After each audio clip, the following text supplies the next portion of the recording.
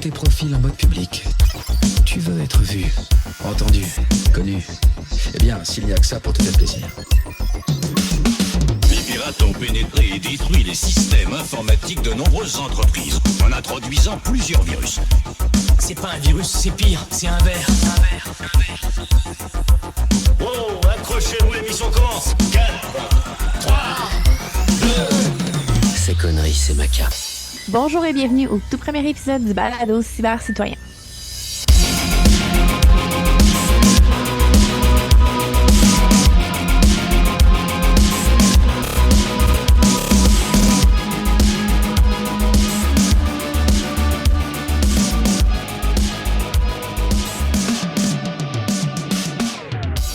Le Balado Cybercitoyen, c'est un balado sur la cybersécurité, la technologie et la vie privée. Mon nom est Catherine, je serai votre animatrice aujourd'hui et je suis accompagnée de Sam Harper. Bonjour! Salut Catherine. Ça va? Oui, ça va très bien, toi? Oui, nouveau projet, nouveau podcast? Ben oui, on part en neuf aujourd'hui. Vu que c'est le premier épisode du balado Cybercitoyen, peut-être qu'on peut commencer par se présenter. Oui, bien entendu, c'est une bonne idée, Sam. Catherine, je suis co-autrice d'un livre sur la désinformation en ligne, d'ailleurs avec Sam, mon co-auteur, parmi tant d'autres. Je suis aussi enseignante en prévention de la cybercriminalité à la Polytechnique et anciennement marketeuse, en fait, qui n'aimait pas faire partie du problème. Et donc, j'ai fait un changement de carrière il y a quelques années de cela vers la cybersécurité. Toi, Sam? Donc c'est ça, mon nom est Sam Harper. Je suis journaliste pour un média indépendant qui s'appelle Pivot. Je suis un médecin défroqué pour qui Barrett a été un excellent conseiller en orientation. Donc, il y a quelques années, là, j'ai décidé de me réorienter. Je retourne au cégep en technique informatique et c'est là que j'ai découvert la cybersécurité et par la suite le journalisme. D'ailleurs, c'est très commun en cybersécurité, on est des ex quelque chose, j'ai l'impression.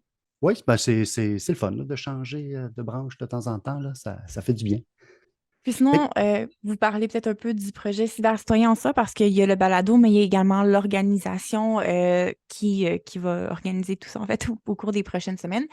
Cybercitoyen, qu'est-ce que c'est? C'est un groupe, en fait, de gens. Il y a Sam, il y a moi, bien entendu, mais on a d'autres collaborateurs qui se joignent à nous. Puis, notre objectif, en fait, c'est de faire de la vulgarisation de tout ce qui touche la cybersécurité. Donc, vraiment grand public, de faire de l'accompagnement, de la formation, d'aider des organismes, en fait, à s'équiper par rapport à tous les enjeux de vie privée au niveau de la gestion des données, etc. Puis, bien entendu, la création de contenu, dont le balado, entre autres, aujourd'hui. Ben c'est ça, on est vraiment content là, de repartir ce projet-là.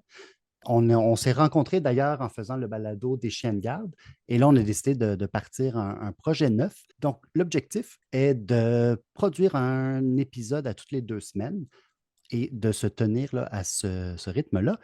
On aimerait ça varier peut-être un petit peu la formule là, que vous connaissez. Avec les chiens de garde, on faisait surtout de la revue de l'actualité. Puis bien que ce soit le fun et qu'on veut continuer de faire ça, on a décidé qu'on voulait là, introduire là, de nouveaux blocs. Donc, essayer d'avoir plus d'entrevues avec des spécialistes sur divers sujets, introduire des nouveaux collaborateurs et collaboratrices. Aussi, à me recevoir des questions et répondre aux questions du public. Donc, si jamais vous avez des questions que vous avez toujours voulu poser puis que vous n'avez jamais osé avant, mais n'hésitez pas. D'ailleurs, vous pouvez nous écrire à contact@cybercitoyen.org. Et une nouveauté aussi qu'on va vous introduire à partir de la semaine prochaine, qui est des histoires de hacking, ou en tout cas des épisodes un peu plus thématiques. Avec une trame narrative, là, c'est super intéressant pour l'avoir pris, écouter l'épisode de la semaine prochaine. Vous allez être gâtés par Sam, promis. Est-ce qu'on commence quand même de façon à faire honneur à nos racines avec une revue de l'actualité pour le premier podcast? Super idée. Donc, en tant qu'ancienne marketeuse, justement, qui était tannée de faire partie du problème, un des trucs qui a vraiment accroché mon attention cette semaine dans l'actualité, c'est justement des nouvelles de la brèche de données qu'il y avait eu auprès de Sobeys puis la compagnie parente. Sobeys, dans le fond, dans notre bout du pays, c'est plus connu sous IGA. En fait, c'est la compagnie parente de IGA. Entre autres, il y a d'autres petits groupes aussi là, qui sont associés avec ça. Puis, justement, c'est la compagnie, le groupe, en fait, qui gère tout ça, mentionnait qu'on parlait d'une brèche de données qui allait coûter à peu près 32 millions en termes d'impact après avoir eu un recouvrement de la part des assurances. Donc, quand même une brèche très, très, très coûteuse. Puis, on enregistrait un dimanche. Dimanche étant la journée où est-ce que je fais mon épicerie. Puis ça m'a fait penser, en fait, tout ça à justement les programmes de loyauté qui sont super promu en fait là, en épicerie ces temps-ci, surtout on s'entend avec les coûts de la vie, l'inflation, etc. C'est encore plus tentant de joindre des programmes de fidélité pour justement sauver un peu sur son épicerie.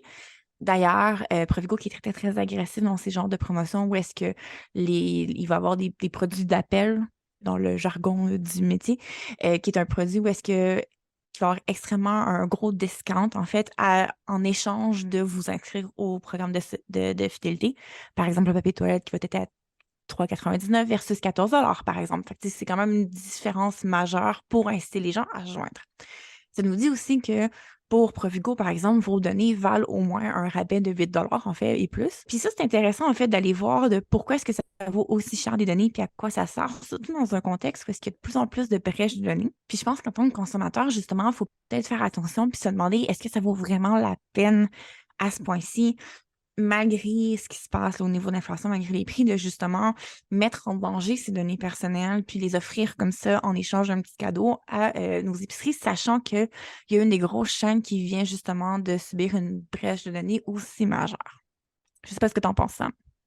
Ben, tout à fait. Je pense que justement, à chaque programme de fidélité, il faut vraiment peser le pour et le contre, là. Ça me rappelle d'ailleurs, j'avais publié une entrevue avec Alexis Doré-Jonca qui travaillait à l'époque pour I7 Montréal, maintenant il est rendu chez Proofpoint, justement sur les cartes de fidélité. J'avais publié ce texte-là sur le blog du Hackfest pour justement euh, Alexis voulait réagir à une chronique dans la presse là, qui banalisait un petit peu les risques en disant de toute façon, nos données sont partout, c'est pas bien grave. Et donc, c'est ça de. Fait qu'il voulait juste un peu réagir à ça. Là. Fait qu'on avait publié un texte à l'époque là-dessus. Puis en gros, c'est ça. Là, le point était de vraiment, est-ce que le rabais que tu vas recevoir, est-ce qu'il vaut la peine? Est-ce que les données que tu dois donner, est-ce qu'elles valent le rabais que tu vas recevoir? Puis à ce moment-là, peut-être que certains programmes, tu vas dire, OK, ça vaut vraiment la peine, alors que d'autres, peut-être que. Surtout qu'il y a des enjeux, tu sais, on a beau se dire, ah, mais ils savent tellement de choses de nous déjà. Il y a quand même un enjeu au niveau de comment est-ce qu'on peut être manipulé parce qu'on va pas se mentir, le marketing, au final, c'est de la manipulation là, qui est avec une belle boucle par-dessus pour faire joli. Au final, le point, c'est quand même de collecter des données pour te faire changer un comportement, des habitudes, etc. C'est de la manipulation. Puis plus que tu as d'informations sur les types d'achats, les quantités d'achats, etc., plus que tu peux aller chercher, en fait, des façons d'aller manipuler les gens, d'aller vendre plus de choses. Puis peut-être que c'est pas quelque chose auquel on a besoin là, d'en rajouter. On est déjà assez ciblé dans notre quotidien, on est déjà assez traqué. S'il y a des endroits où est-ce qu'on peut opt-out encore de le faire, peut-être de justement choisir de opt-out de ce genre de programme-là lorsque c'est encore possible, malgré les rabais alléchants. Tout à fait. De ton côté, un article que tu voulais mentionner, une plug? Ben oui, c'est ça. Justement, le 14 mars dernier, là, j'ai publié sur le site de Pivot un texte sur une brèche de données qui a été rendue publique par des activistes biélorusses et qui montre un peu l'étendue de la censure d'Internet qui est effectuée par l'État russe. Bon, je vais faire premièrement une confidence, là. Je suis un petit peu, le terme obsédé est peut-être fort, là, mais en tout cas, disons que je suis de près le groupe des cyberpartisans de Biélorussie. D'ailleurs, j'ai même commencé à prendre des cours de russe il y a 1 an et demi, principalement motivé par le fait que je voulais pouvoir comprendre leur communiqué et leurs vidéos. En novembre 2022, les cyberpartisans biélorusses ont revendiqué une attaque contre un organisme qui s'appelle le Centre principal de radiofréquence. C'est un petit peu comme le CRTC russe. Donc, eux sont responsables de faire respecter la loi sur les ondes et donc les médias rentrent là-dedans, mais aussi les médias sociaux, l'Internet, etc. Au début, il parlait de 1,5 terabits de données, mais via l'organisme Distributed Denial of Secrets, qui est un peu l'héritier là, de Wikileaks, ils ont rendu public 335 gigabits de données. C'était principalement des contenus de boîtes courriel. Et là-dedans, c'était vraiment un peu le day-to-day, là, les correspondances quotidiennes là, d'employés de cet organisme gouvernemental. Comme on peut s'y attendre, il y avait beaucoup de choses, comment dire, ordinaires là, pour un organisme là, qui bloque du contenu illégal. Donc, il y avait des listes tristement longues là, de matériel pédopornographique, des listes tristement longues de magasins qui vendaient des médicaments de façon illégale, du narcotrafic, etc. Là, fait que ça, on peut s'y attendre. Mais depuis l'invasion de l'Ukraine par la Russie, ben là, il y a des nouvelles raisons qui apparaissaient. OK. Comme, Genre. comme vous savez, probablement, c'est maintenant illégal de propager des fausses nouvelles sur la guerre. Et par fausse nouvelle, c'est par exemple juste appeler ça une guerre, c'est une fausse nouvelle, là. D'ailleurs, une phrase qui revient souvent, c'est les informations ne correspondent pas à la position officielle du ministère de la Défense de la Fédération de Russie. C'est quelque chose qui revient souvent là, dans les motifs là, pour ajouter un site web sur la liste de blocage. Parce que ce qu'il faut savoir, c'est qu'il y a vraiment une liste de blocage qui est maintenue et tenue à jour. Et pour toutes sortes de raisons, on peut se retrouver là-dessus. Donc, principalement, si tu parles de pertes, parce que c'est illégal là, de mentionner les nombres de pertes, par exemple, là, des soldats russes sur le front, tu ne peux pas non plus associer le président de l'extrémisme. Fait que si tu dis, par exemple, Poutine est un nazi, ben ça, c'est illégal en ce moment. L'autre chose qui est assez fascinante à voir, c'est que ces listes-là aussi servent à préserver les bonnes mœurs du peuple Mhm. russe. Par exemple, j'ai vu des vidéos sur YouTube qui étaient tout simplement des documentaires assez banals sur, par exemple, un couple homosexuel puis leur vie. Mais ça, c'était bloqué parce que ça avait tendance ça faisait la promotion des relations sexuelles non traditionnelles.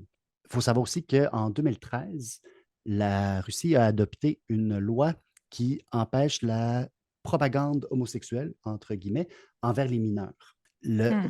Roskomnadzor, qui est comme le département là, qui chapeaute le centre principal de radiofréquence, a d'ailleurs demandé à ce que cette loi soit étendue à tous les âges, fait que ce soit interdit là, de faire de la propagande entre guillemets homosexuelle, ce qui veut dire en gros en parler tout simplement, là, ça deviendrait un crime. Donc c'est ça, il y a beaucoup de cette surveillance-là qui est automatisée, puis en tout cas, si vous allez lire l'article, on en parle un peu plus, puis éventuellement, ça pourrait être bien pour Super Citoyen de faire un autre article sur les côtés un peu plus techniques, là, parce qu'il y avait quand même plein d'affaires là, que je n'ai pas pu aborder là-dedans, mais c'est assez fascinant. Ce que je retiens, c'est que la définition de désinformation est quand même très flexible dans le contexte. Ben, par désinformation, on veut dire tout ce qu'on ne veut pas que tu dises. Hmm. Personnellement, je suis vraiment contente qu'on maintienne la tradition de parler de la Biélorussie pour baptiser notre nouveau balado. Ce serait pas un podcast qu'on anime ensemble si on parle pas de ce qui se passe dans ce bout du monde-là. Good job de réussir à les plugger encore. Euh, parlant d'ingérence étatique, justement, il se passe beaucoup de choses au niveau de TikTok dans l'actualité dernièrement, hein. Ça a commencé par justement du parlage qu'on allait peut-être bannir TikTok à travers les appareils qui étaient maintenus par des employés gouvernementaux. Puis là, ça s'est étendu à travers plusieurs compagnies. La compagnie pour laquelle je travaille en ce moment ont commencé justement à déterminer qu'il allait appliquer aussi cette politique-là, même s'ils ne sont pas nécessairement gouvernementaux. Puis, tu sais, ça s'étend quand même, là, il y a quand même 8 pays qui commencent à appliquer ce genre de mesures-là pour bannir TikTok.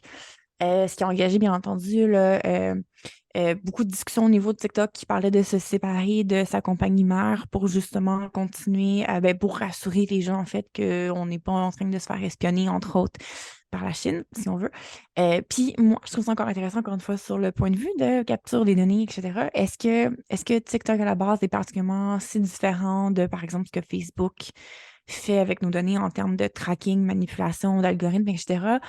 Probablement pas tant que ça, quoique l'algorithme de TikTok est quand même reconnu pour être particulièrement efficace à repérer certains patterns. Puis qu'on sait aussi qu'ils traquent nos données même si on n'a pas nécessairement de compte avec eux. Facebook faisait la même chose en fait. La différence étant surtout en fait en termes de c'est un gouvernement qui a potentiellement des conflits. Est-ce que c'est une coïncidence que ça soit d'après les ballons d'espionnage qui flottent dans le ciel?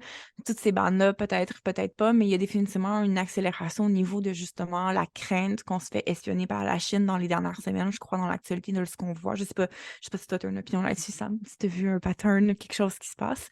Mais il y a définitivement une accélération en termes de tout d'un coup, il y a cette crainte-là de OK, il faut vraiment faire quelque chose pour empêcher le tracking des données par la Chine, alors qu'on est déjà traqué par tous les autres réseaux sociaux à la base aussi. Pas pour dire qu'on devrait abandonner pour autant. Mais c'est curieux et c'est intéressant, je pense, qu'on regarde pourquoi est-ce que TikTok est autant ciblé ces temps-ci, particulièrement à un niveau gouvernemental, ou est-ce que c'est vraiment des politiques à l'échelle de pays qui sont en train d'être appliquées pour bannir une application de réseaux sociaux? Mais c'est sûr que cette application-là, ben, toutes les applications, une fois que, tu sais, il y a comme une différence entre utiliser, par exemple, Facebook sur son ordinateur et l'utiliser sur son téléphone. On donne Mhm. souvent beaucoup plus de permissions. Puis un téléphone, c'est quand même un appareil qu'on a avec nous tout le temps. Fait que si on peut, si on donne accès à la géolocalisation, si on peut quand même donner beaucoup plus d'informations. C'est sûr que la grosse différence, c'est que pour Le Canada, par exemple, ben, Facebook est enregistré aux États-Unis, c'est donc considéré comme un pays allié, alors que les tensions avec la Chine sont quand même plus élevées. Je Mhm. veux dire, surtout depuis 2, 3 ans, là, avec l'histoire des 2 personnes arrêtées en Chine sous prétexte d'espionnage. La membre de la direction de Huawei qui s'est fait arrêter là, au Canada à la demande des Américains. Puis il y a quand même une tension qui est là. Puis c'est sûr que la Chine, elle fait de l'espionnage, je veux dire, c'est connu. Il y a déjà des entreprises canadiennes qui ont été victimes. C'est d'ailleurs un des sujets qu'on va aborder dans l'épisode de la semaine prochaine. Je ne suis pas en train de dire que le Canada et les États-Unis n'en font pas, je ne le sais pas. Puis si quelqu'un a envie d'en parler sous le couvert de l'anonymat, je suis facile à contacter. T'es contacté Euh, Sam. Qu'est-ce que c'est intéressant? Ce qui serait intéressant, c'est de voir à quel point, justement, on est traqué. Il y a de plus en plus de technologies qui sont possibles, entre autres. On avait abordé en termes de reconnaissance faciale, les AI, comment est-ce que c'est appliqué dans ce cas-ci. Avant d'enregistrer l'épisode, je racontais justement à Sam mon passé en marketing, où est-ce que je faisais du neuromarketing, entre autres, puis qu'on faisait du eye tracking, puis qu'on calculait l'encoding, puis l'engagement, puis le arousal des gens avec quelques petits trucs. Puis à quel point cette technologie-là, c'était il y a 10 ans à ce point-ci. Fait que, tu sais, à quel point c'est rendu avancé maintenant, est-ce qu'on peut le faire via le téléphone? C'est probablement possible de le faire. Fait que c'est de voir justement à quel point le tracking était fait de façon en fait, qu'on ne savait pas à quel point tout était traqué. Est-ce que les gens avaient vraiment leur biométrie qui était calculée? Est-ce qu'il y avait des expressions faciales qui pouvaient être traquées? On sait qu'on donne accès à la caméra puis au micro à TikTok de façon typique pour enregistrer des vidéos, entre autres. Ce qui veut dire que l'accès à la caméra, il est ouvert une fois qu'il est ouvert l'accès est donné. Fait que tant que l'application est ouverte, il y a possibilité d'aller traquer des choses. Bien entendu, on n'a pas les détails de ce qui était traqué, mais le fait que ça soit rendu à un niveau gouvernemental puis qu'il y ait des politiques en place, pour moi, ça lève quand même un drapeau, là, même si c'est peut-être juste à cause de l'origine, mais il y a quand même un drapeau à lever en tant que tel de OK, mais qu'est-ce qui était traqué et à quel usage qui était fait? Est-ce qu'il y avait des campagnes d'ingérence politique qui pouvaient être faites à travers ça, de la manipulation? Je vais reploguer notre livre encore. Dans le livre, on parle d'Abby Richards, qui est une TikTokeuse, en fait, qui fait de la recherche, en fait, de tout ce qui est la désinformation en ligne, là, qui fait des super vidéos d'ailleurs. Puis que vous avez peut-être même déjà vu là, sa pyramide de désinformation avec les niveaux de désinformation, puis tu sais, comment est-ce qu'on rentre dans les conspirations avec, on commence par des trucs qui sont réels, puis on va jusqu'à des trucs qui sont complètement déconnectés de la réalité, puis comment qu'on plonge là-dedans. Puis justement, un de ses projets de recherche, c'est à quel point c'est facile de tomber dans des terriers de lapin, en fait, si on veut, les rabbit holes sur TikTok, que l'algorithme est extrêmement rapide, en fait, à prendre quelqu'un qui a moindrement des biais cognitifs qui seraient faciles à exploiter, puis qui les entraînerait très rapidement vers des trucs très radicalisés, très violents, de la droite extrémiste, entre autres, aux États-Unis. Fait que de savoir si c'était quelque chose qui était volontaire pour déstabiliser les nations, qui est quand même une hypothèse qui est apportée beaucoup là, dans le domaine de la cybersécurité quand on parle de désinformation, ou est-ce que c'est juste parce que mathématiquement, l'algorithme détecte que c'est des gens plus engagés qui sont engagés sur ce contenu-là, puis c'est juste un cercle vicieux de ça donne que la colère, ça te garde actif sur une application plus longtemps. Bref, assez, je pense, pour cette situation-là, mais je trouve que c'est intéressant de voir comment ça va se développer. Ça m'amène à vous parler du prochain article qui parle justement à quel point il y a une pénurie d'experts en cybersécurité au Canada particulièrement.